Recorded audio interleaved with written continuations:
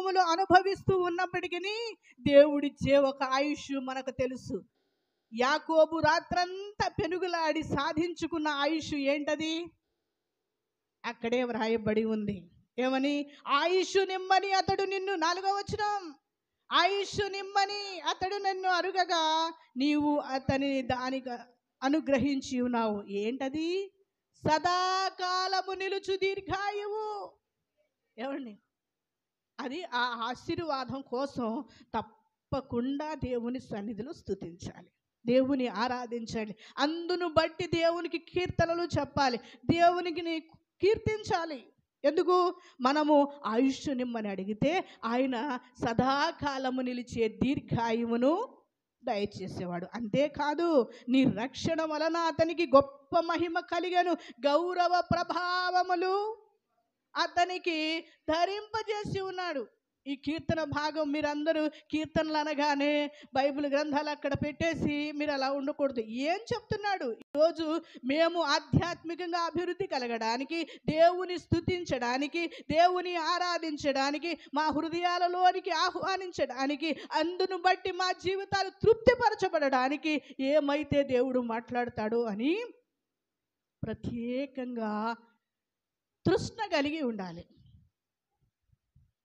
దావీదు చాలాసార్లు అంటారు, కొరాహు కుమారులు కూడా, అయ్యా దుప్పి నీటి వాగుల కొరకు ఆశపడినట్లు దేవా నీ కొరకు నా ప్రాణము ఆశపడుతుంది, తృష్ణ కొనుచున్నది.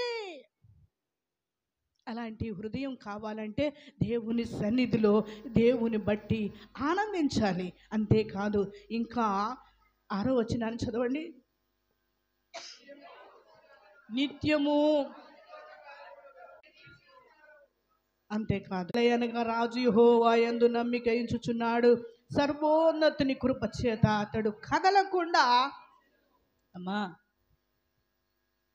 మీకు నిత్యము ఆశీర్వాదం కావాలంటే, నిత్యము క్షేమకరంగా ఉండాలంటే, అంతేకాదు శ్రేయస్కరమైన క్షేమం అంటే మీకు ఏ ఆశీర్వాదం వచ్చినా, ఎటువంటి సంపద మీ దగ్గరికి వచ్చినా దాని వలన మీకు ఎటువంటి కీడు, ఎటువంటి అపాయము రాకుండా ఉండాలి అంటే ఆయన చేత ఆశీర్వదింపబడాలి, ఆయన చెప్పినట్టుగా మనం నడవాలి. అంతేకాదు నిత్యము ఆశీర్వాదానికి కారకుడుగా ఉండాలి. ప్రతి క్రైస్తవుడు, ప్రతి విశ్వాసి, ప్రతి వారు దేవుని బిడ్డలం. మనం ఆశీర్వాదం పొందుకునే వారం కాదు, ఆశీర్వాదానికి కారకులం. అందుని బట్టి దేవునికి స్తోత్రం చెప్పండి. నిజం. లాభాలతో అంటాడు, నేను నీ దగ్గరకు రాకముందు నీ దగ్గర ఉన్నది కొంచెమే, నేను నీ దగ్గరకు వచ్చిన తర్వాత నీ సంపద లెక్కలేనంత అని మామతో చెప్తున్నాడు. అంతేకాదు, మనం చెప్పుకుంటామే, నిత్యము పరిశుద్ధుడిగా ఉన్న యోసేపు ఉన్నాడు చూసారా, ఎక్కడ అడుగు పెడితే అక్కడ ఆశీర్వాదమే, పెత్తనమే.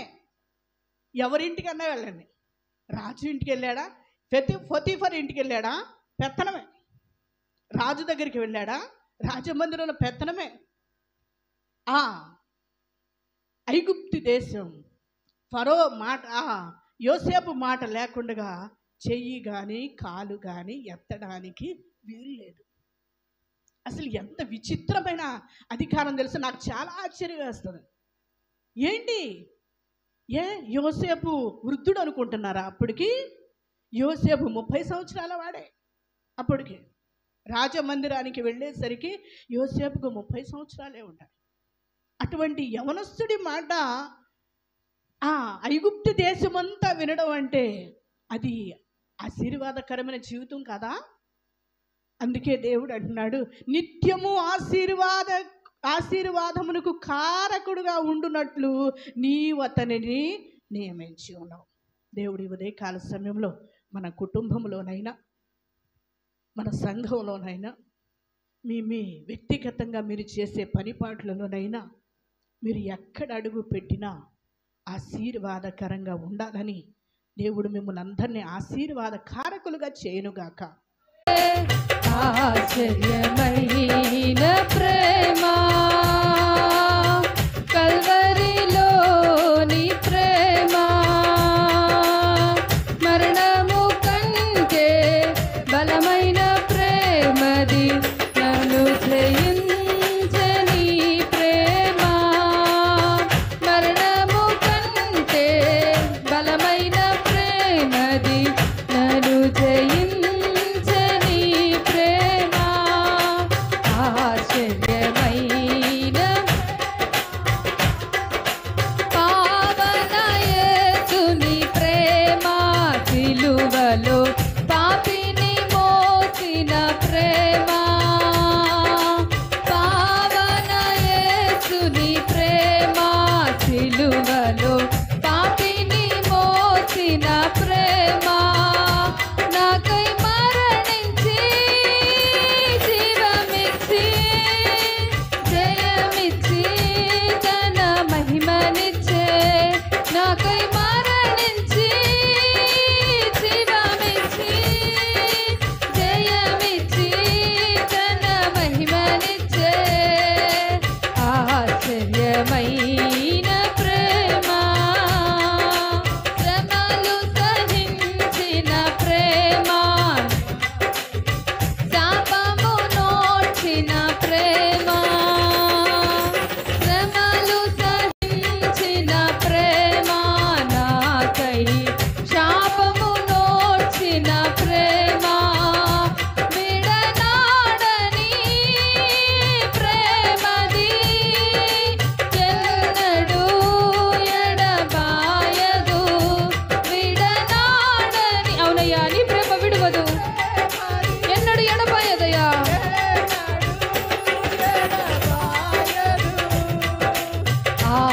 ఆశ్చర్యమైన ప్రేమ నా స్థితి చూసిన ప్రేమ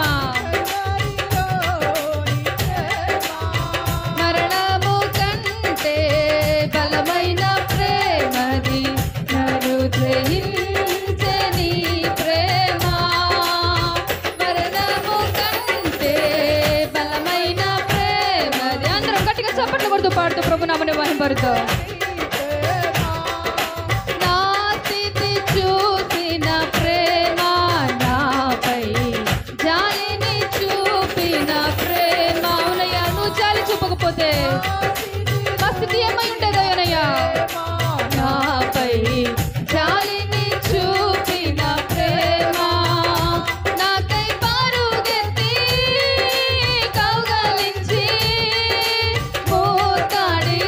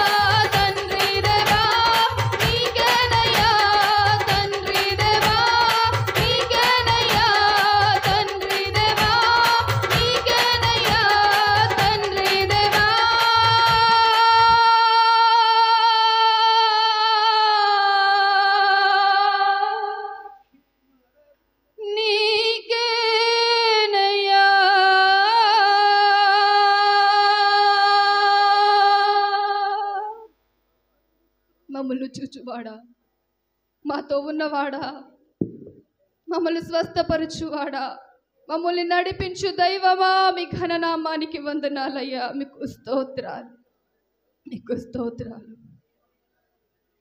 ఇంతకు ముందు నీ లేఖనాల్లో మేము చదువుకున్న రీతిగా నీ పరాక్రమమును గురించి మేము గానము చేస్తామని ఈ భక్తుడైన దావీదు ప్రధాన యాజకునికి రచించిన కీర్తన మేము నేర్చుకున్న విధముగా తండ్రి, నీ పరాక్రమమును బట్టి ఆరాధించడానికి చేతులెత్తిన మా ప్రియ బిడ్డలందరినీ మీరు జ్ఞాపకము చేసుకున్నామని మీ సన్నిధిలో ప్రార్థిస్తున్నాను. దేవా నీకు స్తోత్రం.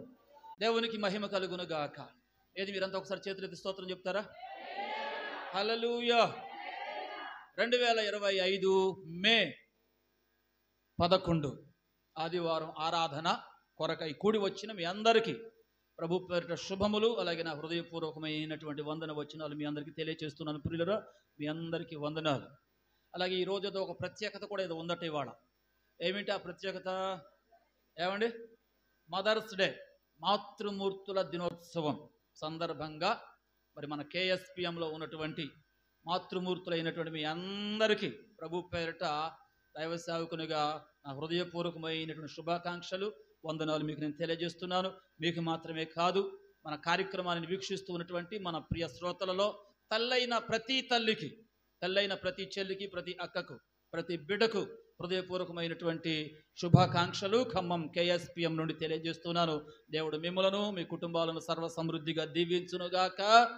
సామెతల గ్రంథము 31వ అధ్యాయము 10వ వచనం నుంచి ఉన్నటువంటి ఆ మాటలన్నీ ఏవైతే ఉంటున్నాయో, మాతృమూర్తిగా దేవుని కృపలో ఎదుగుతూ వర్ధిల్లుతూ ఉన్నటువంటి ప్రతి బిడ్డ జీవితంలో ఆ మాటలన్నీ కూడా దేవుడు నెరవేర్చునుగాక. ఆమేన్. చెబుదాం గట్టిగా హల్లెలూయా. ఓకే, అపోస్తలుల కార్యాల గ్రంథం 1వ అధ్యాయం.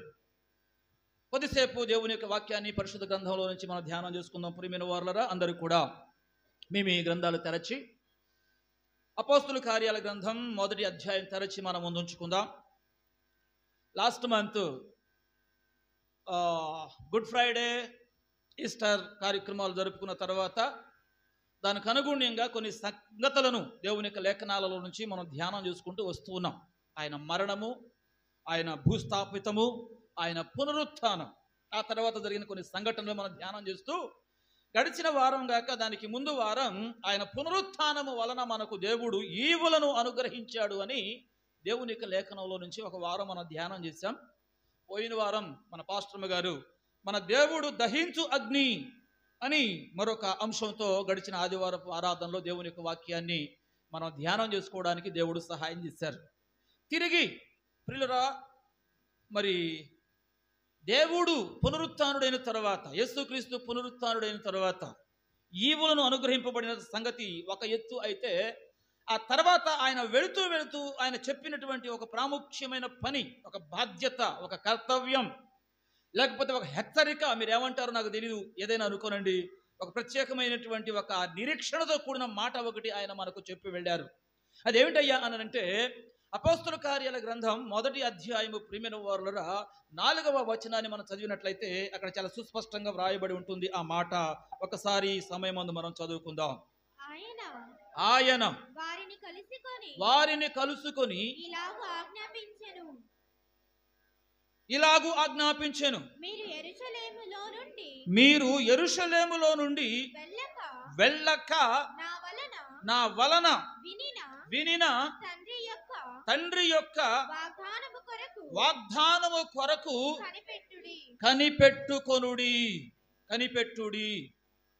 నా వలన వినిన తండ్రి యొక్క వాగ్దానము కొరకు కనిపెట్టుడి అని ప్రభువు వెళుతూ వెళుతూ తన శిష్యులకు ఈ పనిని అప్పచెప్పి వెళ్ళాడు. ఆయన ఏమిటి ఈ పని అని చెప్పేస్తానంటే, ఇది ఒక ఆజ్ఞపూర్వకంగా ఇచ్చాడంట ప్రభు. చెప్పండి, ఎలా ఇచ్చాడు? ఆజ్ఞపూర్వకముగా ఇచ్చాడు. ఏమిటి ఆజ్ఞ అని చెప్పేస్తానంటే, మీరంతా ఎక్కడెక్కడి వారో నా శిష్యులయ్యారు, నా ఆత్మ సంబంధమైన బంధువులయ్యారు. అయినటువంటి మీరు నా తదనంతరం నా పనిని, నా పరిచర్యను మునుముందుకు కొనసాగించుకుంటూ వెళ్ళాలి అని చెప్పేస్తున్నానంటే, మీరందరూ కూడా ఒక ఐక్యత కలిగి ఉండాలి. ఐక్యత కలిగి ఉండాలి, మీరంతా కలిసి ఉండాలి. మీలో ఏ ఒక్కరు కూడా వేరు కాకూడదు. అది జరగాలి అని చెప్పేస్తానంటే మీరు యెరూషలేమును విడిచిపెట్టొద్దు. ఏం చేయొద్దు? యెరూషలేమును విడిచిపెట్టొద్దు. యెరూషలేమును విడిచి వెళ్ళొద్దు. మీరంతా ఒకే చోట ఉండండి, కలిసి ఉండండి, ఏకముగా ఉండండి. మీరు గనక విడివిడిగా ఉన్నారా దెబ్బతింటారు. ఏకంగా ఉండవలసిన మీరు, కలిసి ఉండవలసిన మీరు ఒకవేళ మీ ఐక్యతను కోల్పోయి ఒంటరిగా మిగిలారా మీరు దెబ్బతింటారు. అలా ఒంటరిగా ఉన్నటువంటి ఇస్కరియోతు యూదాని ఇప్పటికే నేను కోల్పోయాను.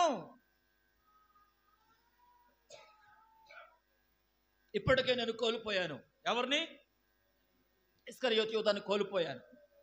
కాబట్టి మిగిలిన మీరు ఎవరైతే ఉంటున్నారో మీరంతా కూడా కలిసి కట్టుగా ఉండండి, ఏకముగా ఉండండి. అందుకోసం అని చెప్పేస్తాను మీరు ఏం చేయొద్దు? యెరూషలేమును విడిచి వెళ్ళొద్దు. యెరూషలేమును విడిచి వెళ్ళొద్దు. ఈ యెరూషలేము అనగా క్రీస్తునందు ప్రియమైన వారులను మనం ఆలోచన చేస్తే ఆత్మీయ కోణంలో అర్థం చేసుకోవాలనుకుంటే యెరూషలేము మహారాజు పట్టణం.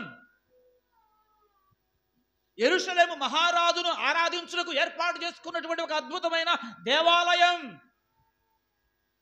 యెరూషలేము ఆయన పరిశుద్ధులందరూ కూడా కూడి ఆయనను ఘనపరచుటకు ఏర్పాటు చేసుకున్నటువంటి ఒక అద్భుతమైన సంఘం. కాబట్టి మీరు ఈ సంఘమును విడిచి వెళ్ళొద్దు, ఈ ఆలయమును విడిచి వెళ్ళొద్దు, ఈ పట్టణమును విడిచి వెళ్ళొద్దు. మీరంతా కూడా ఏకముగా ఉండండి అని ఒక కోణంలో ఆయన మాట్లాడుతూ ఉన్నాడు. అంత మాత్రమే కాదు, మరొక బాధ్యత అక్కడ అప్పగింపబడింది. అదేమిటయ్యా అని చెప్పేసానంటే, నా వలన వినిన తండ్రి యొక్క వాగ్దానము కొరకు కనిపెట్టుడి అన్నాడు. ఆ మాట ఒకసారి అంతా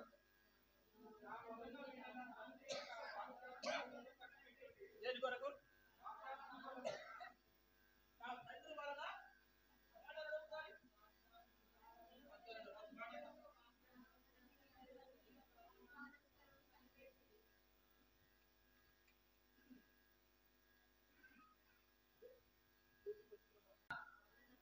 నా తండ్రి వలన వినిన వాగ్దానము ఎదురు చూడండి.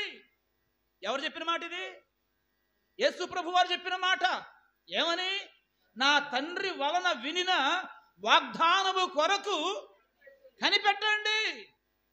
వాగ్దానము కొరకు కనిపెట్టండి. వాగ్దానం ఎవరి వాగ్దానం ఇది? తండ్రి వాగ్దానం, తండ్రి చేసిన వాగ్దానం. ఏ తండ్రి? ఎక్కడున్న తండ్రి? ఏమంటే శుక్రవారపు ప్రార్థనలో మనం ప్రత్యేక అంశాన్ని మనం ధ్యానం చేస్తూ వస్తున్నాం. పరలోక ప్రార్థన. పరలోక ప్రార్థనలో ఉన్న కొన్ని అంశాలు మనం ధ్యానం చేస్తూ ఉన్నాం. వచ్చిన వాళ్ళకి అర్థమవుతుంది, రాని వాళ్ళకి మనం ఏం చేయగలుగుతాం? యేసు రక్తమే. నా తండ్రి వలన వాగ్దానం చేయబడిన దాని కొరకు ఏం చేయాలి? మీరు కనిపెట్టండి. వాగ్దానము కొరకు కనిపెట్టండి. తండ్రి వలన మనకు అనుగ్రహింపబడిన వాగ్దానం. ఏమంటే మన దగ్గర కూడా వాగ్దానాలు ఉన్నాయి. 31st నైట్ తీసుకున్నటువంటి వాగ్దానాలు. దాని యొక్క నెరవేర్పు కొరకు ప్రార్థన చేసుకోనండి అని చాలాసార్లు చెప్తున్నాను మీకు. ఏమంటే రోజుకొకసారైనా దాన్ని చూసుకుని, ప్రభువా ఈ సంవత్సరం ఈ వాగ్దానం ఇచ్చావు, దీన్ని నెరవేర్చునైనా, ఈ వాగ్దాన ప్రకారం నా బ్రతుకులోని కార్యాలు జరిగించు స్వామి అని మనం వేడుకోవలసిన అవసరత ఉంది. వాగ్దాన నెరవేర్పు కొరకు ఉండవలసిన అర్హత, యోగ్యతను ప్రియులరా మనము కాపాడుకోవలసినటువంటి అవసరత ఉంది. కాబట్టి ఆయన వాగ్దానం చేశాడు అని చెప్పేస్తానంటే తప్పక దానిని నెరవేరుస్తాడు. నమ్ముతున్నారా? దేవుడు మాట ఇచ్చి నెరవేర్చువాడని నమ్మిన వారందరూ ఒకసారి చేతులెత్తి స్తోత్రం చెప్పండి. ఎస్, ఆయన మాట చెప్పాడు, మాట ఇచ్చాడు, వాగ్దానం చేశాడు అని చెప్పేస్తానంటే ఆయన తప్పేవాడు కాడు. చాలాసార్లు మనుషులు వాగ్దానం చేస్తారు, అధికారులు వాగ్దానం చేస్తారు, నాయకులు వాగ్దానం చేస్తారు. ఏమండి? అలాగే మనం కలిగి ఉన్నటువంటి బంధాలలో నుంచి కూడా కొన్నిసార్లు కొంతమంది వాగ్దానాలు ఇస్తారు. మీకు ఏదైనా కష్టం వచ్చినప్పుడు, సమస్య వచ్చినప్పుడు నీకెందుకు నేనున్నానంటారు. నేనున్నానంటారు, నేను చూస్తానంటారు, నేను చేస్తానంటారు, నేను ఇస్తానంటారు, పర్వాలేదులే అంటారు. కానీ వీళ్ళందరూ అన్న దాని మీద ఎంతవరకు నిలబడతారో నాకు తెలియదు. కానీ ప్రియమైన వారులారా, దేవుడు వాగ్దానం చేశాడు అని చెప్పేస్తున్నారంటే తప్పక దానిని నెరవేరుస్తాడు. దేవునికి స్తోత్రం, హల్లెలూయా. అందుకోసం అని చెప్పేసి అప్పుడప్పుడు మనుషుల మాటలు నమ్మబుద్ధి కావట్లా. వాళ్ళు ఎంత గట్టిగా చెప్పినా, ఎంత బాగా చెప్పినా, ఏమండి, కొన్నిసార్లు కొంతమంది మనుషుల మాటలు నమ్మబుద్ధి కావట్లా. ఎందుకంటే వాళ్ళు మాట మీద నిలబడరు, మాట మీద నిలబడరు. మన దగ్గర ఉన్నప్పుడు ప్రియమైన వారురా, మనతో ఉన్నప్పుడు ప్రియులరా, మన వలన అవసరం ఏదైనా ఉన్నప్పుడు ప్రియులరా, మీ వారమే, మీ బిడ్డలమే, మీతోనే ఉంటాం అన్నట్టుగా అంటారు. కానీ మిగిలిపోతాయి.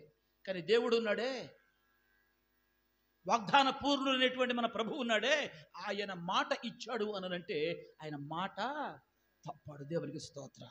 కాబట్టి ఆ మాట మీ విషయమై నెరవేరునట్లు వెంటనే అయిపోవాలని అవ్వదు. కొన్నిసార్లు మీరు కనిపెట్టుకొని ఉండండి. ఎలా ఉండండి? కనిపెట్టుకొని ఉండండి. కనిపెట్టుకోవాలా వద్దా? ఇగో నువ్వు మాట ఇచ్చావు, చెయ్యి, నువ్వు చెయ్యి అంటే అవుతుందా? ఎవడు చేస్తాడు? ఎప్పుడు చేస్తాడో చెప్పనా? ఆయన సమయం రావాలి. ఆయనకు ఒక ప్రణాళిక ఉంది, ఆయనకు ఒక ఆలోచన ఉంది. ఆయన ఆలోచన చొప్పున, ఆయన మాట చొప్పున ప్రియమైన వారురా, ఆయన తను ఇచ్చిన మాటను, తను ఇచ్చిన వాగ్దానాన్ని నెరవేరుస్తాడు. అందులో ఏమాత్రం కూడా సందేహము లేదు. అయితే మనం చేయాల్సింది ఏంటంటే కనిపెట్టుకొని ఉండాలి. చెప్పండి, కనిపెట్టుకొని ఉండాలి. బైబిల్ గ్రంథం అంతటిలో ప్రియులరా, ఆయన చేసిన వాగ్దానాలు ఎన్నో ఉన్నాయి. ఎవరి కొరకు చేశాడో, ఎవరి నిమిత్తమై చేశాడో వాళ్ళందరూ ఆ వాగ్దానాలను పొందుకున్నారు. అలాగని చెప్పేస్తున్న వాళ్ళ జీవితంలో వాగ్దానం వెంటనే నెరవేరిపోయిందా అని చెప్పేస్తున్నానంటే లేదు. ఒకసారి మనం రోమాపత్రిక దేవుని యొక్క వాక్యాన్ని గమనించినట్లయితే 4వ అధ్యాయము ఒకసారి 19వ వచనం చూద్దాం. మరియు అతడు విశ్వాసమునందు బలహీనుడు కాక రమారమి 100 వయసు గలవాడయ్యుండి అప్పటికి తన శరీరము మృతతుల్యమైనట్టును శారా గర్భమును మృతతుల్యమైనట్టును ఆలోచించెను గాని అవిశ్వాసము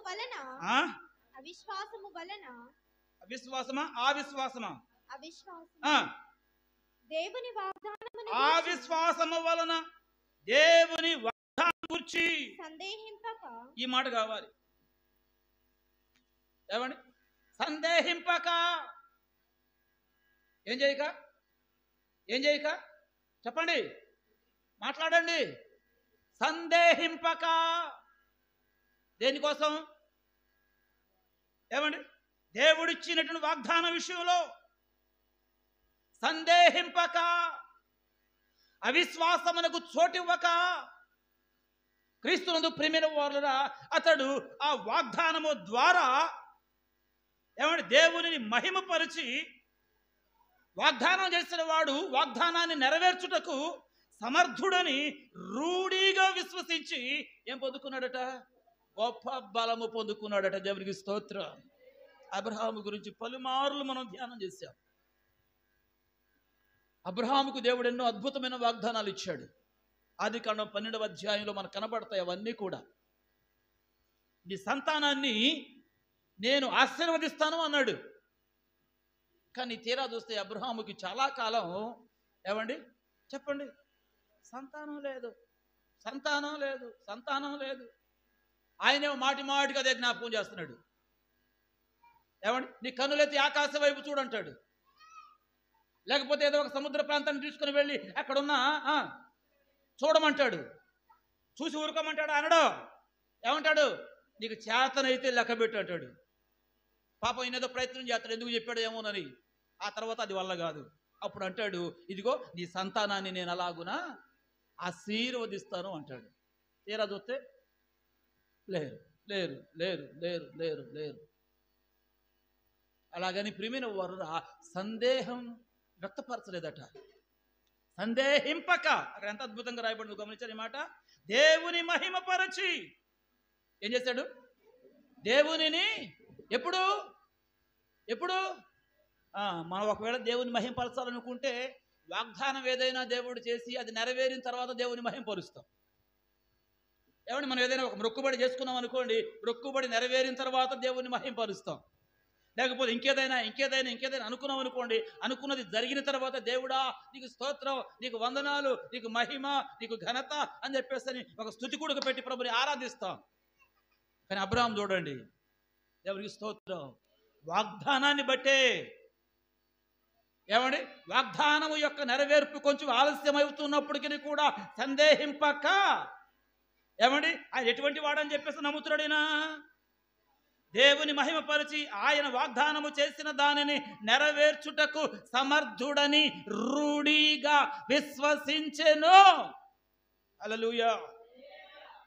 నాకు ఇక్కడ ఏమర్థమవుతుందంటే, అబ్రహాము దేవుడు చేసిన వాగ్దానం నెరవేర్పు కొరకు కనిపెట్టినట్లుగా ఈ వచనాలు మనకు తెలియజేస్తా ఉన్నాయి. ఎంతకాలం కనిపెట్టాడు? ఇంచుమించు 25 సంవత్సరాలకు పైబడి అని బైబిల్ పండితుల యొక్క అభిప్రాయం. దేవుడిచ్చిన వాగ్దానము నెరవేర్చబడటం కోసం ఇంచుమించు 25 సంవత్సరాలు ప్రియమైన వారురా అబ్రహాము కనిపెట్టవలసి వచ్చింది. దేవునికి స్తోత్రం. అదే ఒకవేళ మనం అయితే, ఏమండి, కొంతమంది నేను ఎరుగుదును, మన దగ్గర కూడా కొంతకాలం ప్రార్థనకు వచ్చారు. వచ్చిన తర్వాత వాళ్ళు అనుకున్నది ఏదో జరగలేదట, వాళ్ళు ఆశించేది ఏందో అవ్వలేదట, అంతే. ప్రార్థన చేసుకున్నా కూడా మాకేమీ జరగల, ఏం కలిసి రాల. ప్రార్థన చేసుకుంటే ఏదో అయిపోద్ది అనుకున్నాం, ఏదో అంతా కలిసి వచ్చింది అనుకున్నాం, అనుకున్నట్టు అంతా అయిపోద్ది అనుకున్నాం, కానీ మాకేమీ అవలా అని చెప్పేసి అని కొంతమంది నాగటి మీద చేయి వేసినట్టుగా వేసి వెనుతిరిగినటువంటి వారు చాలామంది లేకపోలేదు. లేదు ప్రియమైన వారురా, ఆయన వాగ్దానం చేశాడు అని చెప్పేస్తానంటే, అలాగని చెప్పేసరి యోసేపు గురి తప్పలేదు. దేవుని స్తోత్రం. దేవుడిచ్చిన ప్రతి దర్శనము నెరవేరే వరకు కనిపెట్టుకొని తన నమ్మకత్వాన్ని, తన యథార్థతను, తన పరిశుద్ధతను ప్రియమైన వారురా యోసేపు కాపాడుకుంటూనే వచ్చాడు. దేవునికి స్తోత్ర. దావీదుని రాజుగా అభిషేకించమన్నాడు సమూయేలుతో. దావీదు గారి సంగతి మనకు తెలుసు. సమూయేలు వచ్చాడు, ముందు ఎవరిని అభిషేకించాలనుకున్నాడు? యెషయా ఇంట్లో ఉన్న పెద్ద కొడుకు, రెండో కొడుకు, మూడో కొడుకు, నాలుగో కొడుకు అందరూ చూసాం, అయిపోయారు. ఆ తర్వాత ఈయన వచ్చాడు, లాస్ట్కి తీసుకొచ్చి తైలం పోసి అభిషేకించాడు. అభిషేకించక అయిపోయాడా? మధ్యలో ఎన్ని ఎగచాట్లు, మధ్యలో ఎన్ని రకాల ప్రాణాపాయములతో కూడిన ప్రమాదాలు, వెంటనే కాలా, కానీ సమయం వచ్చే వరకు కనిపెట్టుకొని ఉన్నాడు. దేవునికి స్తోత్రం. ఇలాగున్న పాత నిబంధనలు అనేక సంగతులు ప్రియులరా మనం ఆలోచన చేయవచ్చును, కానీ కొత్త నిబంధన కడిగి వచ్చేటప్పటికి తిరిగి మరలా ప్రభు అంటున్నాడు తన శిష్యులతో ఒక మంచి మాట. అదేమిటంటే, చెప్పండి, నా తండ్రి వలన నేను వినిన దానిని, మీరు వినిన దానిని, ఏమండి, ఆ వాగ్దానము యొక్క నెరవేర్పు కొరకు మీరు చెప్పండి కనిపెట్టుకొని ఉండండి. దేవునికి స్తోత్రం. ఇంతకీ తండ్రి చేత చేయబడిన వాగ్దానం ఏమిటి? ఏమండి, తండ్రి చేసిన వాగ్దానం ఏమిటి వాళ్ళ విషయంలో పర్టికులర్గా? యేసు ప్రభు వారు యోహాను సువార్త 14వ అధ్యాయంలో, నేను వెళుతున్నాను, నేను వెళ్ళడం మీకు మంచిది, నేను వెళితే మీ కొరకు ఎవరొస్తారు? వేరొక ఆదరణ కర్త, ఆత్మ, సత్యస్వరూపియగు ఆత్మ మీ యొద్దకు పంపబడతాడు. నా తండ్రి మీ కొరకు పంపుతాడు, ఆయన ఎప్పుడు మీతో కూడా ఉంటాడు. దేవునికి స్తోత్రం. అది వాగ్దానం. దాని విషయమై పలుమార్లు ప్రభు వారికి జ్ఞాపకం చేస్తూ వచ్చాడు. కానీ ఈ చివరి ఘట్టంలో కూడా వారికి మరి ఖచ్చితంగా చెప్తున్నాడు, ఆజ్ఞాపూర్వకంగా చెప్తున్నాడు, మీరు యెరూషలేమును విడిచి వెళ్ళక నా తండ్రి వలన వినిన వాగ్దానము యొక్క నెరవేర్పు కొరకు కనిపెట్టుకొని ఉండండి. ఎక్కడ ఉండాలి ఇప్పుడు మీరు? యెరూషలేములో ఉండాలి, మేడ గదిలో ఉండాలి. ఏకంగా కూడి ఉండాలి. జస్ట్ ఈ మాట పట్టుకుని ప్రియమైన వారరా 120 మంది, ఎంతమంది?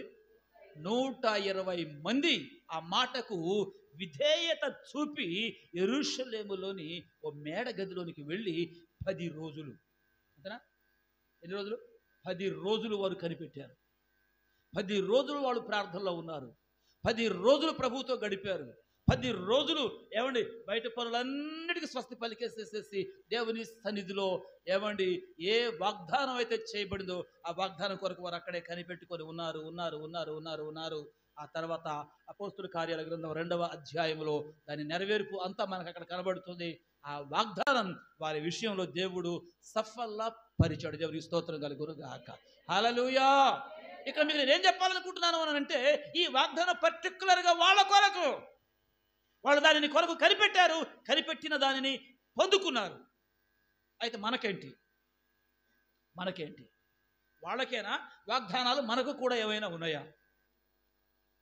మా లక్ష్మక్క ఇప్పుడు వాగ్దానాలని తీసి చదివేస్తుంది. వెరీ గుడ్, చదువుకో. ఏమంటే ఇక్కడ కూడా ఎవరు 2-3 వెతికారింది అక్కడ బైబుల్ జిప్పులు అటు ఇటు అని కూడా తిప్పి, ఓకే చూసుకోండి. కానీ అవి మీ వ్యక్తిగతం. కానీ సామూహికంగా సంఘమంతటికి ప్రియమైన వారు ఏమైనా వాగ్దానాలు ఉన్నాయా? ఏంటి పరిస్థితి అనేది మనం ఆలోచన చేయవలసినటువంటి వారం అయింటూ ఉన్నాం. దేవుని స్తోత్రం. 16వ వచనం చూడండి. అక్కడే 16వ వచనం, రోమపత్రిక 4వ అధ్యాయము 16వ వచనం. ఈ హేతువు చేతను ఆ వాగ్దానము యావత్ సంతతికి అనగా ధర్మశాస్త్రము గల వారికి మాత్రమే గాక అబ్రహామునకు ఉన్నట్టి విశ్వాసము గల వారికి కూడా దృఢము కావాలనని. దేవునికి స్తోత్రం. ఎంత అద్భుతమైన మాట. ఏమండి ఈ వాగ్దానం ఎవరికట? ఆ వాగ్దానము యావత్ సంతతికి అనండి. అంటే అబ్రహాముకు మాత్రమే కాదు. అక్కడ ఇంకొక మాట ఉంది, అబ్రహాముకున్నట్టి విశ్వాసము గల వారందరికీ.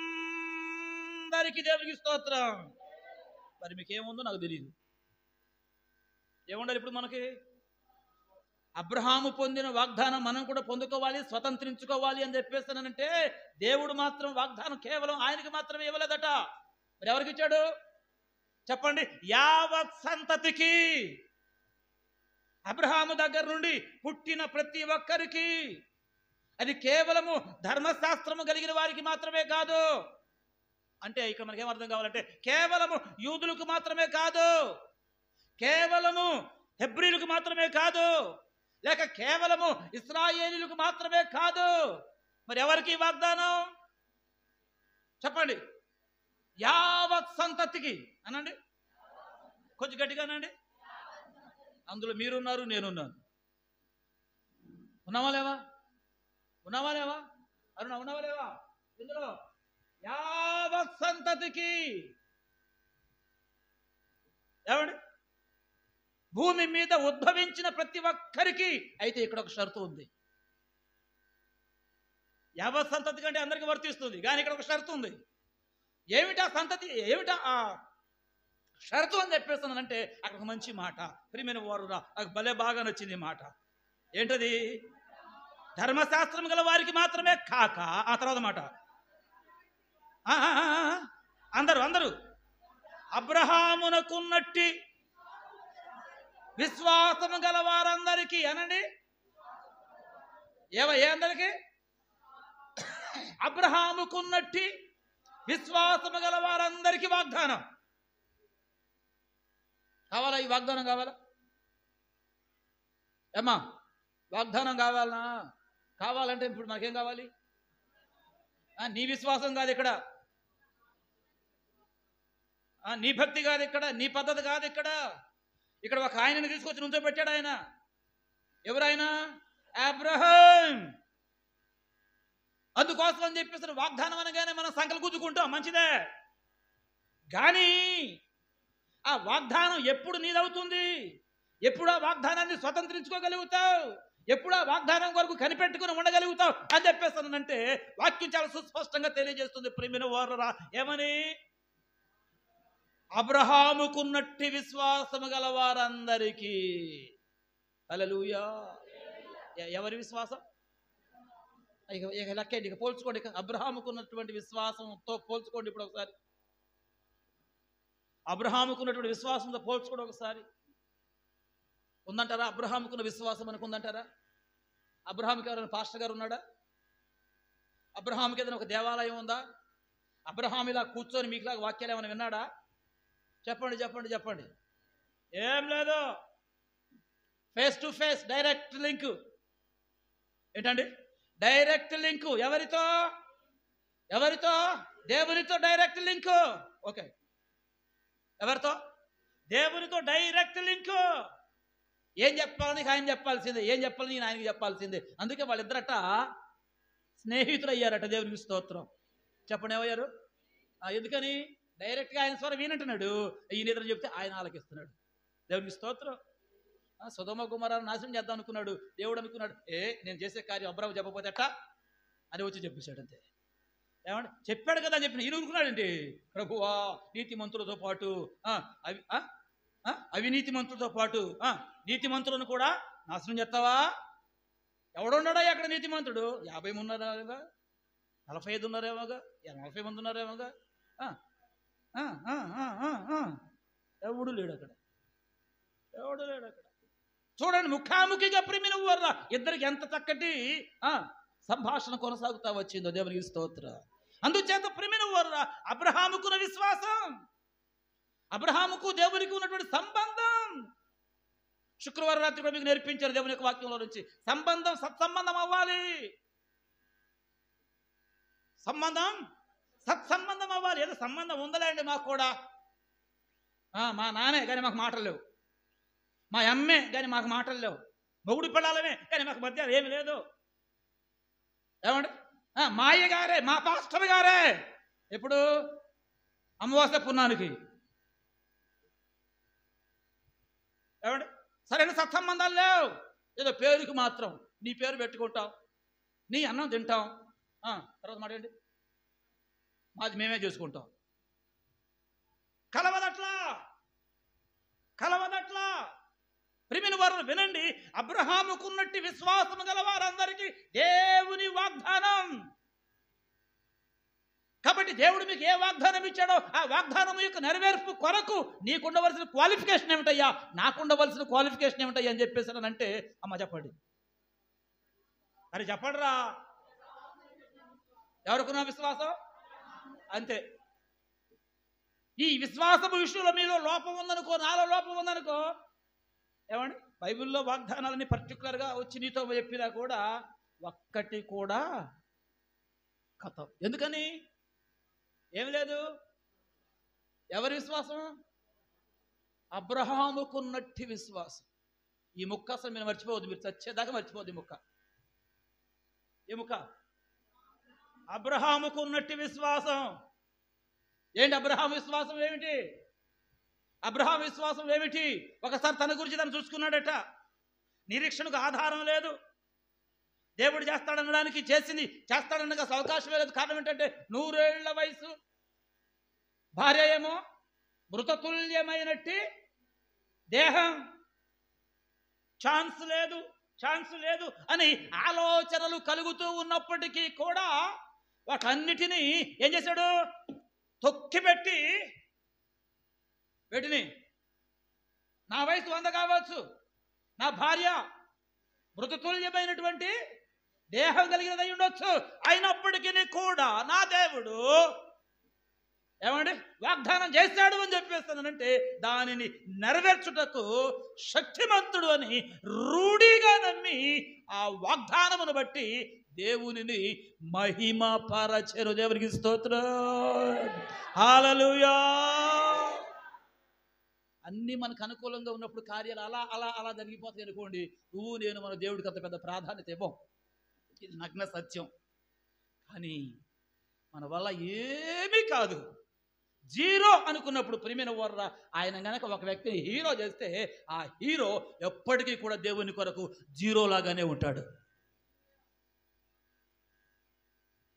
అర్థమైందా? నువ్వు జీరోగా ఉన్నప్పుడు దేవుడు నేను హీరోని చేస్తాడు. ఎందుకు?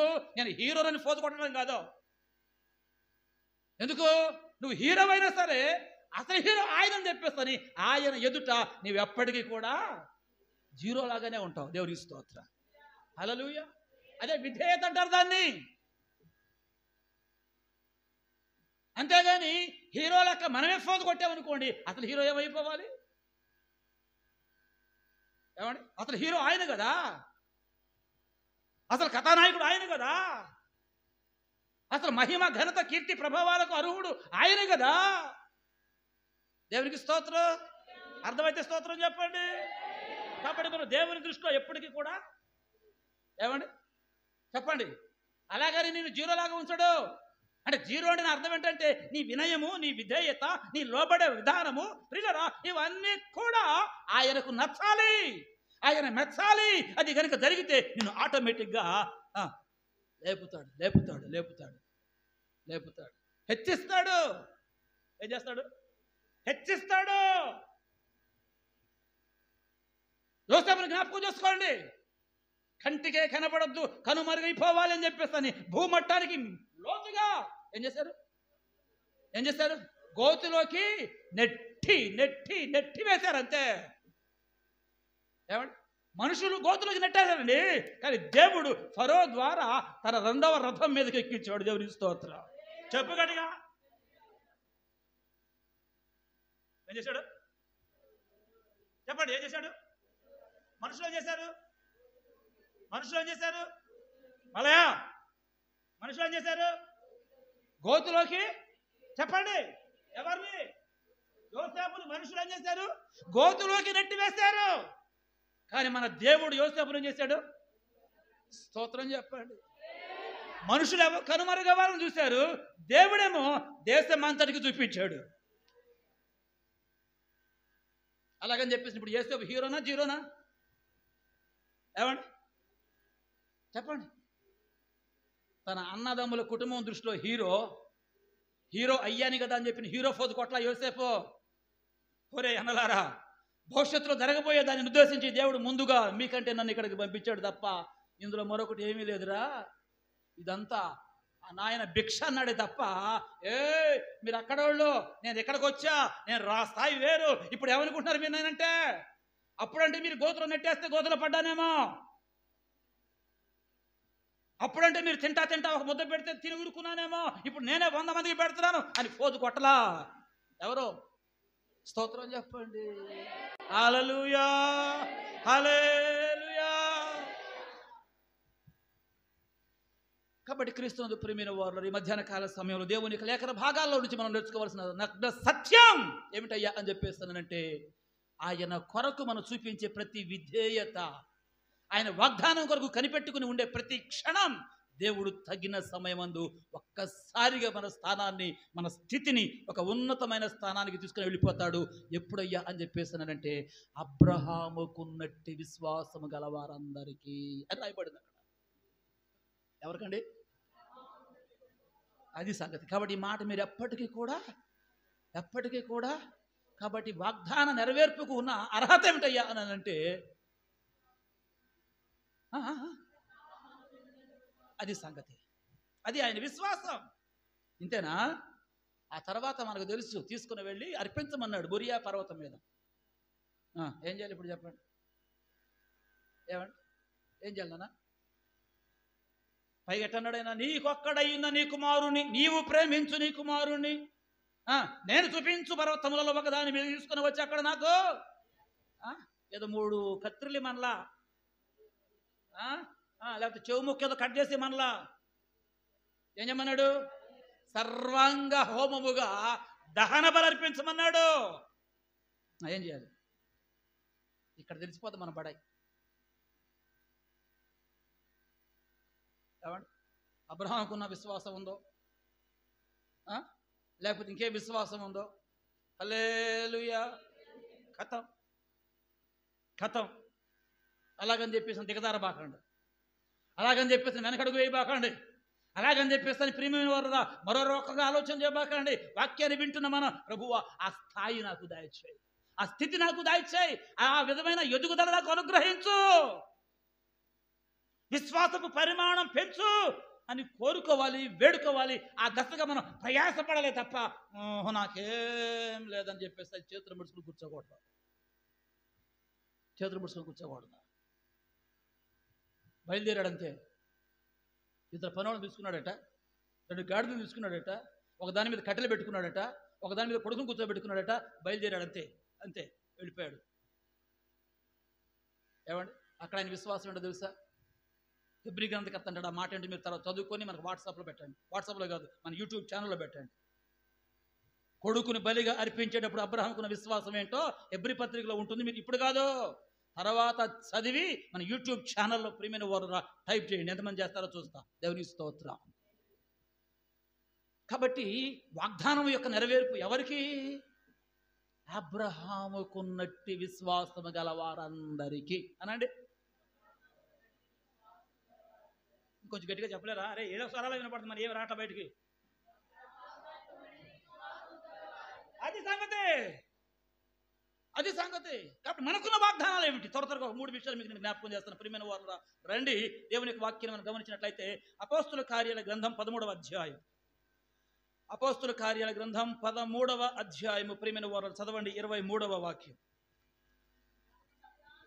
అతని సంతానము నుండి దేవుడు తన వాగ్దానము చొప్పున ఇశ్రాయేలు కొరకు రక్షకుడగు యేసును గట్టిగా ఒక స్తోత్రం చెప్పండి. ఏమండి ఎవరి వాగ్దానం ఇది? దేవుడు తన వాగ్దానము చొప్పున, ఏమండి దేవుడు తన వాగ్దానము చొప్పున ఇశ్రాయేలు కొరకు ఏమండి రక్షకుడగు యేసును పుట్టించాను. దేవునికి స్తోత్రం. ఎవరిని పుట్టించాడు ఆయన? రక్షకుడగు యేసును పుట్టించాను. దేని చొప్పున? దేవుడు తన వాగ్దానము చొప్పున. ఎవరు పుట్టారు? యేసు పుట్టాడు. ఎందుకు పుట్టాడు? రక్షకుడుగా పుట్టాడు, రక్షించడానికి పుట్టాడు. ఆ రక్షకుడే ఇశ్రాయేలు కాకపోయినా పరజనులమైనా మనలను కూడా దేవుడు ప్రేమించి ఆ వాగ్దానం ఏదైతే ఉందో మన కొరకు కూడా దేవుడు దానిని నెరవేర్చాడు. దేవునికి స్తోత్రం. హల్లెలూయా. ఆయన పుట్టింది వాస్తవానికి ఇశ్రాయేలు కొరకు, కానీ ఆ వాగ్దానం యావత్ సంతతికి అన్నాడు గనక ఆ సంతానంలోనికి వచ్చిన నీ కొరకు నా కొరకు వాగ్దానం చేయబడినటువంటి యేసు పుట్టాడు. దేవునికి స్తోత్రం. అందుకే బైబిల్లో ఉన్న మాట యేసు క్రీస్తు అందరికీ ప్రభువు, యావత్ సంతతికి ప్రభువు. నీకు ఇష్టమున్నా ఇష్టం లేకపోయినా రాయబడిన మాట అది. ఏం చేద్దాం? నువ్వు అంగీకరిస్తే, నువ్వు ఇష్టపడితే, నువ్వు ఆయనను ఆహ్వానిస్తే, ఆయనను చేర్చుకుంటే ఆయన నీకును ప్రభువు. ఆయన నీ కొరకు పుట్టాడు, నిన్ను రక్షించడానికి పుట్టాడు, నిన్ను ప్రేమించడానికి పుట్టాడు, నీ పాపము నుంచి విడిపించడానికి పుట్టాడు, నిన్ను పరిశుద్ధుడిగా చేయడానికి పుట్టాడు, నిన్ను పరలోక రాజ్యానికి తీసుకొని వెళ్ళడానికి దేవుని చేత వాగ్దానము చేయబడిన వాడై ఆయన రక్షకుడిగా పుట్టినటువంటి వాగ్దాన పుత్రుడు. దేవునికి స్తోత్రం. హల్లెలూయా. అట్టి ఆ దేవుని యందు నీవు నేను మనము విశ్వాసం ఉంచగలిగితే, నమ్మకం ఉంచగలిగితే, ఎటువంటి విశ్వాసం అండి? అబ్రహాముకున్నటువంటి విశ్వాసము గల వారందరికీ ప్రియమైన వారా ఆయన చేసిన వాగ్దానం వారి జీవితంలో దేవుడు నెరవేరుస్తాడు. దేవునికి స్తోత్రం. అంత మాత్రమే కాదు, ఇంకా కొంచెం మనం ఆలోచన చేస్తే దైవగ్రంథమైన పరిశుద్ధ బైబిల్లో హెబ్రీ పత్రిక 9వ అధ్యాయం, హెబ్రీ పత్రిక 9వ అధ్యాయం ప్రియమైన వారురా దేవుని యొక్క వాక్యాన్ని మనం చదువుకున్న 15వ వచనం. హెబ్రీ పత్రిక 9వ అధ్యాయం 15వ వాక్యం. ఈ హేతువు చేత మొదటి నిబంధన కాలములో జరిగిన అపరాధముల నుండి విమోచనము కలుగుటకై ఆయన మరణము పొందినందున పిలువబడిన వారు నిత్యమైన స్వాస్థ్యమును గూర్చిన వాగ్దానమును పొందు నిమిత్తము ఆయన క్రొత్త నిబంధనకు మధ్యవర్తి అయి ఉన్నాడు. దేవునికి స్తోత్రం. ఇక్కడున్న వాగ్దానం ఏమిటి? ఏమండి? పిలువబడిన వారు నిత్యమైన స్వాస్యమును పొందునట్లుగా దేవుడు వాగ్దానం చేశాడు. దేవునికి స్తోత్రం. ఏం పొందాలి? ఏం పొందాలి? నిత్యమైన స్వాస్యం అనండి. ఏ స్వాస్యం అండి? నిత్యమైన స్వాస్యం. స్వాస్యము ఏంటండి? స్వాస్యము ఏమిటి? స్వాస్యం అంటే ఏమిటి? స్వాస్యము అంటే ఏమిటి? మామూలుగా స్వాస్థ్యం అంటే ఏమిటి? మీకున్నాయా ఏమైనా స్వాస్థ్యములు ఏమైనా ఉన్నాయా? ఏమండి? మీ సొంతం, మీకు సొంతమైనవి బైబిల్లో ఉంది. ప్రతి పురుషుడికి ఒక సొంత భార్య ఉండాలట. పురుషులారా వినండి, ఎవరుండాలి? సొంత భార్య ఉండాలి, అంతేగాని అద్దె భార్యలు ఉండకూడదు. ఏమండి? ప్రతి స్త్రీకి ఓ సొంత భర్త ఉండాలి, అంతేగాని అద్దె భర్తలు ఉండకూడదు.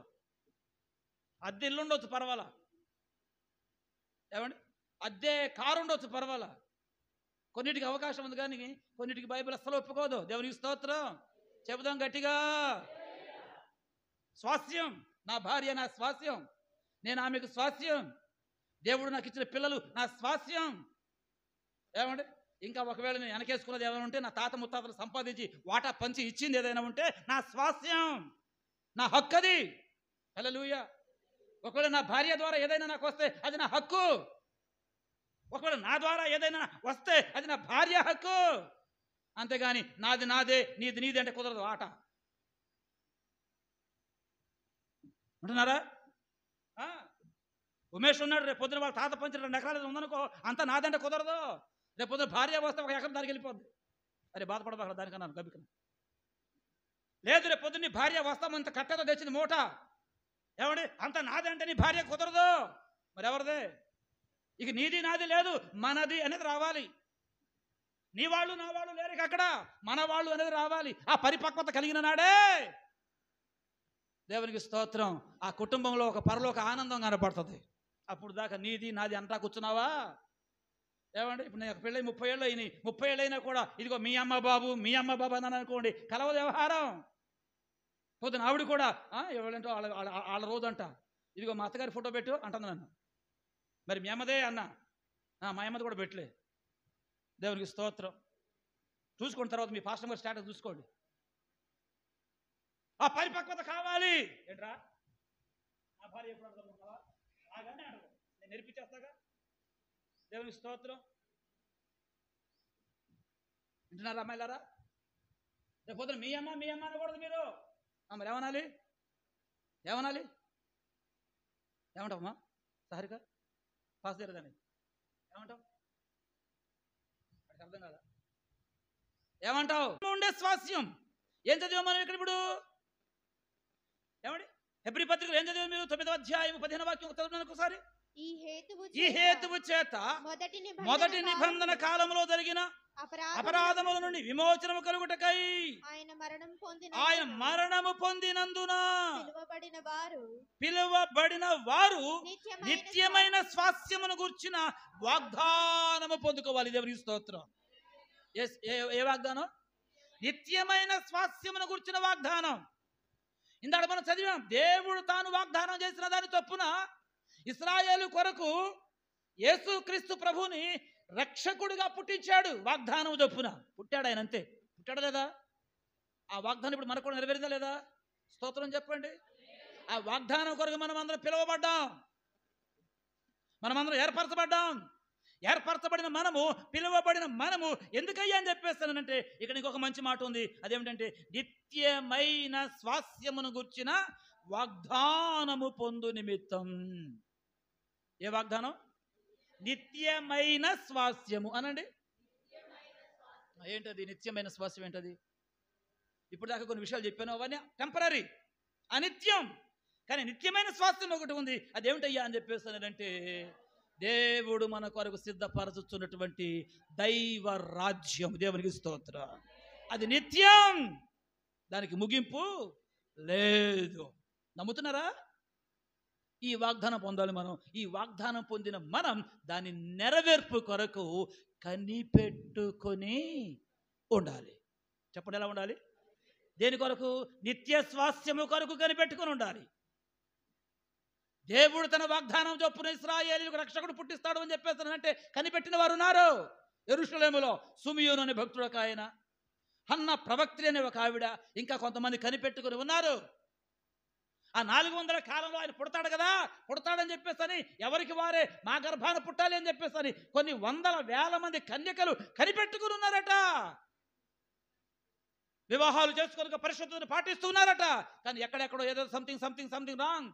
కానీ అందులో కన్య అయిన మరియా, దేవుని స్తోత్రం, ఒరిజిన్ పరిశుద్ధతకు సంపూర్ణ మారిపేరు గడించినటువంటి మరియను ఆయన ఎంపిక చేసుకున్నాడు. ఆమె ద్వారా ఆయన ఉద్భవించాడు. దేవునికి స్తోత్రం. వాగ్దానం నెరవేరింది. కనిపెట్టిన వారి విషయంలో వాగ్దానం నెరవేరింది. ఇదిగో ఇప్పుడు మనం కనిపెట్టవలసింది నిత్యమైన స్వాస్థ్యమును గూర్చిన వాగ్దానమును పొందు నిమిత్తము మనము కనిపెట్టుకొని ఉండవలసినటువంటి వారమై ఉంటున్నాము. దేవునికి స్తోత్రం. తిమోతికి రాసినటువంటి పత్రిక 2వ పత్రిక 1వ అధ్యాయము 1వ వాక్యం చూసినట్లయితే ప్రియమైన వారురా, అక్కడ మరొక వాగ్దానం మనకు కనబడుతుంది. చూడండి త్వరగా. తిమోతికి రాసిన 2వ పత్రిక 1వ అధ్యాయము 1వ వచనం. క్రీస్తు యేసునందున్న జీవమును గూర్చిన వాగ్దానమును బట్టి, క్రీస్తు యేసునందున్న జీవమును గూర్చిన వాగ్దానము. దేవునికి స్తోత్రం. ఏ వాగ్దానం చెప్పండి?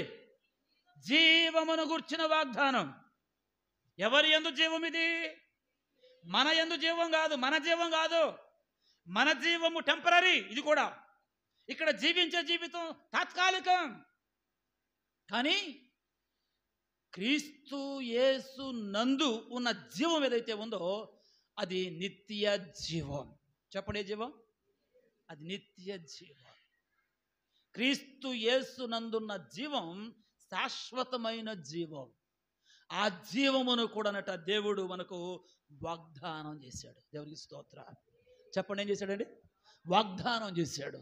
ఈ వాగ్దానం కొరకు ఇప్పుడు మనం కనిపెట్టుకొని ఉండాలి. ఏం చేయాలి? దేనికోసం? ఏ వాగ్దానం ఇది? ఒకటి, ఆయన రక్షకుడుగా పుడతాడు అని చెప్పేసి వాగ్దానం చేశాడు. కనిపెట్టుకున్న ఉన్నవారు ఉన్నారు, అది వారి జీవితంలో నెరవేరింది. ఆ తర్వాత వాగ్దానం ఏంటి? నిత్య స్వాస్థ్యమును గురించిన వాగ్దానం. దాని కొరకు మన ముందున్న వారు కొంతమంది భక్తులు కనిపెట్టుకున్నారు, కొంతమంది దాని కొరకు కనిపెట్టుకుని ఇంకా ఉన్నారు. ఇప్పుడు మన రాక కొరకు ఎదురు చూస్తున్నారు. ఏమండి, నిత్య స్వాస్థ్యము కొరకైన వాగ్దానం మన కొరకు ఉంది. దాని కొరకు కనిపెట్టండి. అంత మాత్రమే కాదు, క్రీస్తు యేసునందు నిత్య జీవమును గుర్చినటువంటి వాగ్దానం మనకుంది. దాని కొరకు కనిపెట్టుకుని ఉండండి. ఆలస్యం అవుతుంది కదండి పాస్టర్ గారండి, పరలోకం అంటున్నారండి, ఇంకెక్కడండి పాస్టర్ గారండి అని అంటారా? లేదు లేదు లేదు, సమయం చాలా సమీపించేసేసింది. దేవునికి స్తోత్రం. ఇంకా కొంతమంది ఆలస్యం అనుకుంటున్నారట. రండి, దేవుని యొక్క వాక్యాన్ని మనం చూసినట్లయితే పేతురు రాసినటువంటి 1వ పత్రిక 2వ పత్రిక 3వ అధ్యాయం 9వ వచనం చూడండి ఒకసారి. పేతురు రాసినటువంటి 2వ పత్రిక 3వ అధ్యాయం 9వ వాక్యం. కొందరు ఆలస్యమని ఎంచుకొనున్నట్లు ప్రభువు తన వాగ్దానమును గూర్చి ఆలస్యము చేయువాడు కాడు గాని ఎవడును నశింపవలెనని ఇచ్చయింపక అందరూ మారు మనసు పొందవలెనని కోరుచు మీ ఎడల దీర్ఘశాంతం కలిగి ఉన్నాడు. దేవునికి స్తోత్రం. చెప్పండి, కొంతమంది ఏమనుకుంటున్నారట? వాగ్దానముల గురించి దేవుడు ఆలస్యం చేస్తున్నాడు అనుకుంటున్నారట. లేదు ప్రియులరా, ఆయన వాగ్దానం చేసి ఆలస్యం చేసేవాడు కాడు. ఆయన ఆలస్యం చేస్తున్నాడు అని చెప్పేస్తున్నానంటే లోటు ఎక్కడో ఇంకా మనలోనే ఉంది అని మనం అనుకోవడానికి అవకాశాలు. కానీ ఇప్పుడున్న పరిస్థితులు ప్రియులరా ఏమాత్రం కూడా ఛాన్స్ లేదు. తెలుసుగా మీ అందరికీ, భారతదేశానికి పాకిస్తాన్కి ఏం జరుగుతుంది? అదేమో మనదేమో హిందుస్థాన్, అదేమో పాకిస్తాన్. ఈ 2 స్థానాలకి మధ్య ఏం జరుగుతుంది? యుద్ధం జరుగుతుంది, హోరాహోరీన. ఏమండి, మన జవాన్లు చస్తున్నారు, వాళ్ళ జవాన్లు చనిపోతూ ఉన్నారు. ఇది చాలా బాధాకరం. ఒకరిని ఒకరు చంపుకుంటున్నారు, ఒకరినొకరు చంపుకుంటున్నారు. వాళ్ళ దగ్గర బాంబులు ఉన్నాయంట, మన దగ్గర బాంబులు ఉన్నాయట. ఈ మధ్య ఎవరో చెప్తున్నారు 4 నిమిషాల్లోనో సెకండ్లోనో ఏమండి బాంబే నగరం మొత్తం మాయమైపోద్దంట. ఇంకా కొన్ని సెకండ్స్లో ఏమండి హైదరాబాద్ మొత్తం మాయమైపోద్దంట. ఇంకా కొన్ని నిమిషాల్లో ఇంకేదో అయిపోద్దట. చెప్పండి, ఎక్కడ ఇక మనకి ప్రపంచమంతా కూడా ఏమండి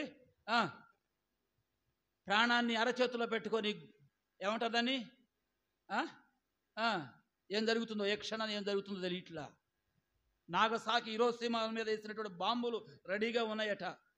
అన్ని సంవత్సరాలకు అప్పుడే ఏమంటే వాళ్ళకి అంత టెక్నాలజీ ఉంటే, ఇప్పుడు ఇంకా టెక్నాలజీ బాగా పెరిగిపోయింది కాబట్టి ఇంకెంత భయంకరమైనటువంటి ప్రమాదాలు జరుగుతాయో అర్థం కాక ప్రపంచం ఇవాళ తలమునకలు అయిపోతా ఉంది. ప్రియమైన వారులరా, ఈ రోజుకి ఇలా ఉన్నాం, దేవునికి స్తోత్రం అంతే. రేపు ఏమవుతుందో తెలియదు. నా మాటలు కాదు, ఇవాళ చరిత్రను మనం చూస్తే మనకు అర్థమయ్యే సంగతి. అందుచేత మనకు ఒక వాగ్దానం ఉంది, దేవునికి స్తోత్రం. మనకు ఒక శుభప్రదమైన నిరీక్షణ ఉంది, దేవునికి స్తోత్రం. అదేమిటంటే క్రీస్తును పంపుతానని ఆయన వాగ్దానం చేశాడు. కనిపెట్టుకున్న వారందరూ దానిని నెరవేర్పు చూశారు. మన కొరకు ఒక వాగ్దానం ఉంది ఇప్పుడు. అదేమిటయ్యానంటే నిత్య స్వాస్యము కొరకైన వాగ్దానం. అంత మాత్రమే కాదు, నిత్య జీవము కొరకైన వాగ్దానం. దాని కొరకు చెప్పండి, ఇప్పుడు మనం ఏం చేయాలి? ఏం చేయాలి? చెప్పండి చెప్పండి చెప్పండి. ఏం చేయాలి? కనిపెట్టుకొని ఉండాలి. దేవునికి స్తోత్ర. ప్రభు వారికి ఆజ్ఞాపూర్వకంగా చెప్పాడు. వారు 120 మంది కనిపెట్టారు. కనిపెట్టబడిన పరిశుద్ధాత్మను వారు పొందుకొని దేవుని కొరకు మండే జ్వాలలుగా ప్రపంచ చరిత్రనే మార్పు చేసేసారు. దేవునికి స్తోత్ర. హల్లెలూయా. ఈ మధ్యాహ్న కాల సమయంలో దేవుని యొక్క వాక్యం వింటున్న నీవు, నేను, మనము ఈ సత్యాన్ని గ్రహించి కనిపెట్టవలసినటువంటి దేవుని వాగ్దానం కొరకు మనము ఎలా ఉండాలి? కనిపెట్టుకొని ఉండాలి. ఎంతమంది కనిపెడతారు? ఎంతమంది కనిపెడతారు? ఎంతమంది కనిపెడతారు? ఎంతమంది కనిపెడతారు? ఎక్కడుండి కనిపెట్టాలి? ఎక్కడుండి కనిపెట్టాలి? యెరూషలేమును విడిచి వెళ్ళక. హల్లెలూయా. విడిచి వెళ్ళక, దేవాలయమును విడిచి వెళ్ళక, సహవాసమును విడిచి వెళ్ళక, వేరుండక, ఒంటరిగా బ్రతకక, కలిసి సహవాసం చేస్తూ కనిపెట్టుకొని ఉండండి. దేవునికి స్తోత్రం. చెబుదాం గట్టిగా. ఇద్దరు తిరగలి ఇసురుచుందురు, ఇద్దరు పొలములు పని చేయుచుందురు, ఒకరు ఎత్తబడి ఒకరు విడువబడి. ఏమండి? అట్లా విడబాటు జరిగితే దేవుని స్తోత్రం. కానీ మనకై మనం కావాలని ఏరి కోరి ప్రియమైన వారురా కలిసి ఉండి కనిపెట్టవలసిన విషయాల్లో కనిపెట్టకపోతే, నేర్చుకోవలసిన విషయాలు నేర్చుకోకపోతే రేపొద్దున మనం చాలా లాస్ అయిపోయేదానికి అవకాశాలు ఉన్నాయి. అందుచేత ఈ మధ్యాహ్న కాల సమయంలో పరిశుద్ధాత్మ దేవుడు తన లేఖనాల ద్వారా నాతో, నీతో, మనందరితో మాట్లాడుతున్నాడు. మనం ఇప్పుడు ఆషామాషిగా ఉండవలసిన సమయం కాదు. చెప్పండి. కనిపెట్టుకొని ఉండవలసిన సమయం. కాబట్టి మీ ఇష్టం, చెప్పటం నా ధర్మం, అర్థం చేసుకొని అన్వయించుకొని అనుసరించారా రేపొద్దున నిత్య స్వాస్యం నీ స్వంతం. కనిపెట్టుకొని అనుసరించి అన్వయించుకొని ఎదురు చూశారా నిత్య జీవం మీ స్వంతం. అంతేగాని ఆలస్యమని కొందరు అనుకుంటున్నట్టుగా ఇంకా మనం ఆలస్యమే తర్వాత చూద్దాంలే, ఆయన వచ్చే సమయానికి చూద్దాంలే అనుకుంటూ కనుక మనం కాలక్షేపం చేసామా రేపొద్దున మన గతి ఏమవుతుందో నాకు తెలియదు. 10 మంది బయలుదేరారు. 10 మంది బయలుదేరారు. అందరి చేతుల్లో దివిటీలు ఉన్నాయి, బాగా మండుతున్నాయి. ఆరంభం బాగా మండుతున్నాయి. పెళ్లి కుమారుడు ఆలస్యం చేశాడు. అందులో 5 చెప్పండి, మరొక 5 ఏం చేశారు? ఇదిగో పెళ్లి కుమారుడు బతుకుతున్నాడా, హో కేక. పుచ్చుకొని కనిపెట్టిన వారందరూ కూడా పెళ్లి కుమారునితో కూడా కలిసి వెళ్ళారు. కునికిన వారందరూ కూడా విడవబడ్డారు.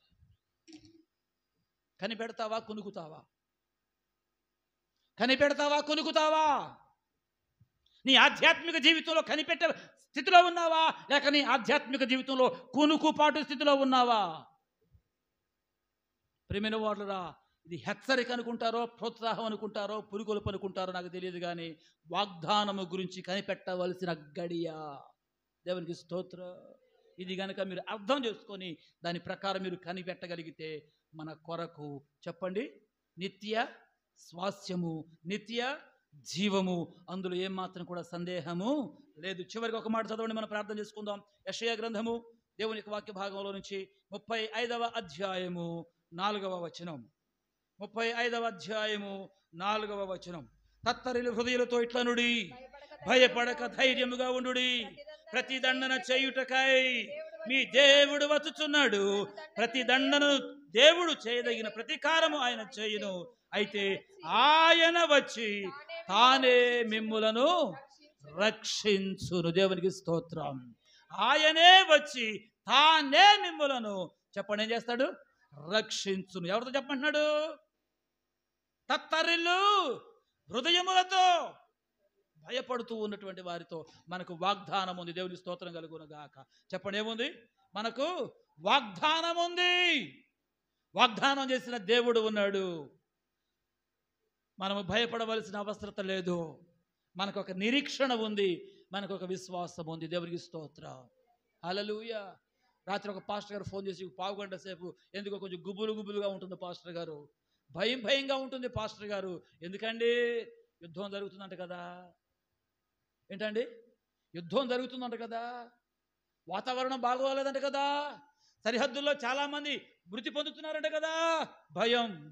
భయం ప్రస్తుతం ప్రపంచాన్ని వెంటాడుతూ ఉంది, పీడిస్తూ ఉంది. కానీ దేవుని బిడ్డగా ప్రియులరా, ఈ వాగ్దానాలు కనుక మనం స్వతంత్రించుకోగలిగితే, ఈ వాగ్దానం కొరకు మనం కనిపెట్టగలిగితే, మనము భయపడక సదాకాలం, చెప్పండి, ఎవరితో ఉంటాం? ప్రభువుతో కూడా ఉంటాం. ఏముంది మనకి అక్కడ? నిత్య స్వాస్యం, నిత్య జీవం. ఇవి రెండు మన ప్రభువు మన కొరకు వాగ్దానం చేశాడు. వాగ్దానం చేసిన వాడు నమ్మదగిన వాడు గనక తప్పక వాగ్దానాన్ని మన పట్ల నెరవేరుస్తాడు. అదే వాగ్దానం కొరకు మనం కనిపెడదాం. అట్టి ఆశ కలిగిన వారందరూ కూడా మోకాళ్ళు ఉండండి, ప్రార్థన చేసుకుందాం.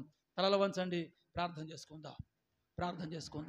అందరూ కూడా మోకరించి తలల వంచి కళ్ళు మూసుకొని ఓ ప్రార్థన చేసుకుందాం. పాస్టర్ గారు మనం ప్రార్థనలో నడిపిస్తారు. ప్రార్థన చేసుకుందాం. అందరూ మోకరించండి, తలల వంచండి. వాగ్దానం నీకు ఎంతవరకు అర్థమయ్యిందో ప్రియమైన వాగ్దానం ప్రార్థిస్తారు. మనమందరం తనతో ప్రార్థనలో ఏకీభవిద్దాం. ప్రియమైన వారులరా, ప్రార్థన చేసుకుందాం. ఉన్నతమైన తండ్రి, సర్వశక్తి కలిగిన దేవ, యేసయ్యా నీకు స్తోత్రములనైనా. పరిశుద్ధాత్ముడా నీకు స్తోత్రాలనైనా. ఈరోజు నైనా మాతో మాట్లాడా నైనా, వాగ్దానాల కొరకు కనిపెట్టమని దేవా నీకు స్తోత్రములనైనా. కనిపెట్టడానికి ఎంత విశ్వాసము కావాలో అబ్రహాముకున్నట్టు విశ్వాసమును కలిగి ఉండమన్నావుగానైనా, మేమందరము అలాంటి విశ్వాసం, అబ్రహాము విశ్వాసం, విశ్వాసులకు తండ్రి కదనైనా, అటువంటి విశ్వాసాన్ని మాకును మీరు అనుగ్రహించమని ప్రార్థిస్తున్నాం. నైనా ఆ వాగ్దానము చేతనే నైనా మీ కుమారుని నైనా ఈ లోకానికి పంపించావు. నైనా అందరినీ రక్షించడం కోసం, రక్తమును కార్చడం కొరకు నైనా దేవా, మేమందరము నైనా ఆ రక్తములో కడుగబడి దేవా నైనా మీ నీతిమంతులుగా తీర్చబడడానికి మీరే సహాయం చేశారు. మీకు స్తోత్రములు నైనా. పరిశుద్ధాత్ముడా దేవా నీకు వందనాలు. ఆదరణకర్తను పంపించడం కోసం దేవా, నేను వెళ్ళి మీ కొరకు ఆదరణకర్తను పంపిస్తానన్నా. నిజముగా మమ్మల్ని ఎవరిని అనాథులుగా విడిచిపెట్టే దేవుడు కాదయ్యా. మేము ప్రభువా ఏ ఒక్కరము ఒంటర్లమని అనడానికి వీల్లేదు. మేమెవరం ప్రభువా బలహీనపడి నైనా నీరసించిపోవడానికి లేదయ్యా. నీవు మా కొరకు రక్షకునిగా ఉదయించి ప్రభువా దేవా నైనా ఆరోహణమైన తరువాత దేవా నీకు వందనాలు. ఆదరణకర్తను పంపించిన మా తండ్రి నీకు స్తోత్రాలు. వాగ్దానము చేసి ఆదరణకర్తను పంపించారు, మీకు వందనాలు. నైనా నిత్య జీవం కొరకు కనిపెట్టడానికి మమ్మల్ని అందరినీ ఎదురు చూడమన్నావుగా నైనా. నిత్య